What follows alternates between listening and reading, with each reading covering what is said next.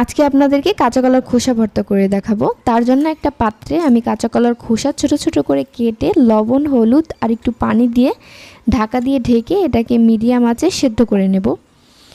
আমি মাঝখানে ঢাকা তুলে একটু নেড়ে দিচ্ছি সেদ্ধ হচ্ছে কিনা দেখার জন্য। এরপর আমি একটু আঁচটা বাড়িয়ে একদম পানিটা শুকিয়ে নিয়েছি। এই তো আমার পানিটা শুকিয়ে গেছে। এখন একটা কড়াইতে তেল দিয়ে তেলের মধ্যে শুকনো মরিচ, কাঁচামরিচ আর একটু রসুন কুচি দিয়ে এটাকে একটু ভেজে নেব। ভেজে নেওয়ার পরে শিলপাটায় আমি কাঁচামরিচ, শুকনো মরিচ, একটু লবণ দিয়ে একটু বেটে নিচ্ছি।